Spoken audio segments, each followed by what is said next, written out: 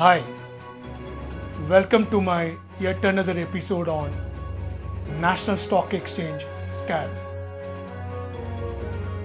I'm not very proud to present the facts for your scrutiny. Many of you would have read about them, heard about them, discussed. There are UP elections across the country, Russia invading Ukraine. The news might have taken a backseat. But I wish to bring few things to your notice. How did this entire NSE scam came into the scrutiny of public purview? A whistleblower in early 2015 wrote a mail to SEBI charging National Stock Exchange is giving certain privileged information about trading to a set of brokers. Now, a privileged information which is not only confidential in nature, a privileged information which will give a leeway for any broker to gain more than the normal traders would have gained, or stop the losses any other investor would have otherwise suffered. Now, it's a very tricky situation. Let me give an example. What is this scam is all about and connect that to a common man's language. The scam is called co-location scam. Now before I go there, let's assume that you go there to fill a petrol and you pay about $100. The bunk which is refilling you given you only for 90 rupees. You might ask, what's so big deal about 10 rupees? Unfortunately, like you, there are millions and billions of such transactions. Then you can imagine the mammoth of the size of the scam. That's what precisely has happened in National Stock Exchange. Now, co-location is a privilege given to certain stock brokers who can afford, mark my words, who can afford to co-locate their own trading terminals, meaning their servers, next to the National Stock Exchange servers. Yes, you heard me right. This started sometime in 2008. The traders were given permission to operate from the premises of National Stock Exchange. They were privileged one, and they were also one of the selected few. By what means? By whom? Only the investigating agency, which is currently investigating the entire episode, can give you an answer. I don't want to make any assumptions, but I can tell you how did this co-location scam took place, or how did it work. Typically for high frequency trading, you would require certain level of algo. Now this algos is nothing but a program, or in the current context of the language, they are bots which can execute your trading orders within a fraction of seconds for millions and millions of transactions, much ahead of you and I can do.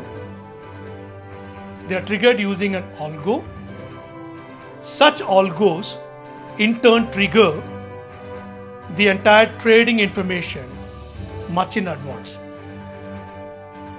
Now imagine if you are a trader and if you happen to be as part of the co-location privileged member of the trading community and you are operating next to the NSE server, the lag which would have triggered for any of us to do a trading is actually next to none. Therefore, these privileged traders are ahead of the game all the time. They have confidential data through which they were executing trading at higher profits. If you and I were to buy, we were marginally paying a higher price. If they were buying, they were actually buying at a lesser price. If you and I need to make a sale of our stock, we were actually selling at marginally a higher price than those privileged stockbrokers did. And that's what the co-location scam is all about.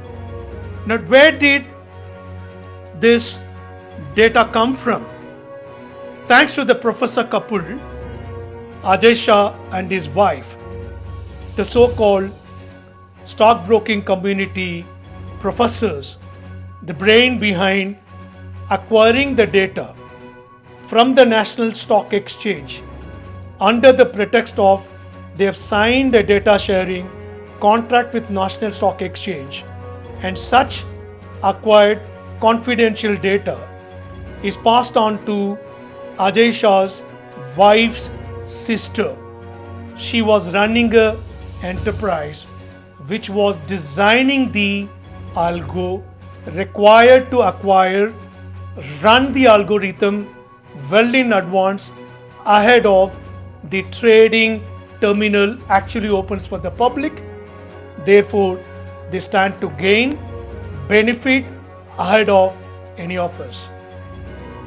As I concluded in my earlier episode, the quantum of the amount under the scam, under the co-location scam, is estimated to be $500 billion. Now, Chitra Ramakrishna, Anand Subramanian, the Vice Chairman of this National Stock Exchange Board, Ravi Narayan, and many more officials, around 14 of them, were charge sheeted by SEBI. Now, surprisingly, 12 out of the 14 went back to SEBI and did something called out of the way settlement. Now, what is out of the way settlement? Precisely means neither I can accept that I am guilty nor I have to say anything in my defense. Therefore, allow SEBI to fine me, which SEBI finds a nominal fee or penalty. Pay that, go scot-free. That's how Chitra Ramakrishna landed up paying approximately 3 crores, as many reports suggesting. Anand Subramanian paid close to 3 crores.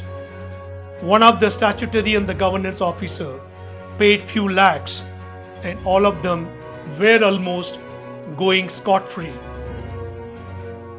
Thanks to the investigating agency, the supposed to be the watchdog SEBI is no more investigating this scam. CBI has taken charge. There's a multi-agency probe which is going to come into picture. We can expect few answers. What is the quantum of money which got siphoned on account of co-location scam? Who is the mysterious Himalayan yogi? Is it Anand Subramanian or somebody else?